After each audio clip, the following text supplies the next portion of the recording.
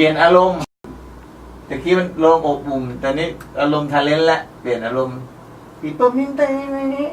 เอาอารมณ์ทะเลนเข้ามา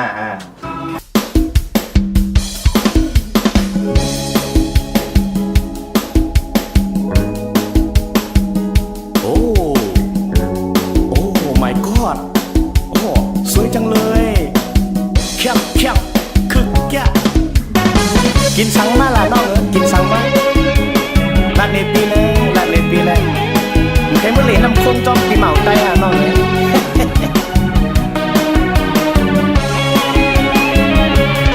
พี่เป็นหนุ่มไต้ทำงานในไทยหลายปีพี่ยังไม่มีคู่ใจ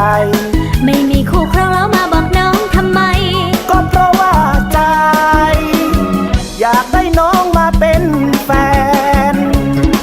จะรังเกียจไหมพี่ไม่ใช่ไทยเหมือนเธอรับได้เสมอขอเพียงแค่จริงใจความรักไม่แบ่งว่าชนชาติไหนรักพี่ได้ไหมน้องจะเก็บไปพิจารณาถ้าได้เป็นแฟนจะชวนไปกินอาหารไทยน้องอยากจะไปช่วยพาน้องไปหน่อยนะรับปากเป็นแฟนพี่ก่อนสิจ๊ะรออีกหน่อยนะน้องกลัวอ้ายหลอกลวงกัน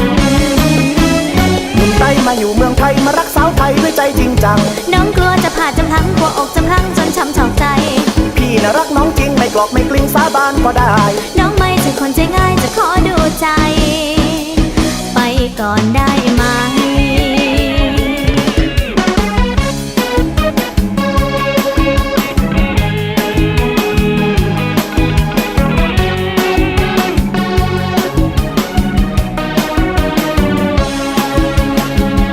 เป็นคนชาติไหนเราก็มีหัวใจเหมือนกันแค่สองเรานั้นรักกันแค่นั้นก็พอ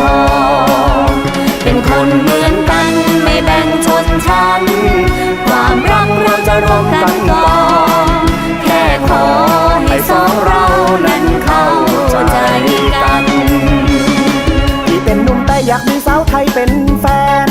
อยากเดินควงแขนไปอวดในงานปีใหม่ไต้ถ้าอายรักจริงก็พร้อมจะมอบหัวใจเรารักกันได้แม้ไม่ใช่ชาติเดียวกันถ้าได้เป็นแฟนจะชวนไปกินอาหารไต้น้องอยากจะไปช่วยพาน้องไปหน่อยนะรับปากเป็นแฟนพี่ก่อนสิจ๊ะรออีกหน่อยนะน้องกลัวอ้ายหลอกลวงกันหนุ่มไต้มาอยู่เมืองไทยมารักสาวไทยด้วยใจจริงจังน้องกลัวจะผ่าจะพังกลัวอกจะพังจนช้ำชอกใจพี่น่ะรักน้องจริงไม่กลอกไม่กลิ้งสาบานก็ได้น้องไม่ใช่คนใจง่ายจะขอดูใจ